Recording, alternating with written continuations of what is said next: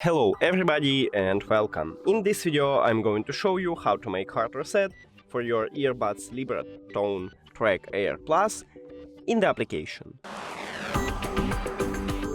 You have to start by open the application and now click on your earbuds. Then go to the settings and scroll down just a bit. Right here we have factory reset. Click on it and then click yes. Now we should wait until it will be not non-active, like right now. Now hide the application and open settings. Go to connected devices or Bluetooth if you have under iOS.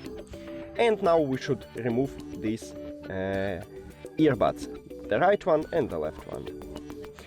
After that, put it to the charging case and click Pair New Device.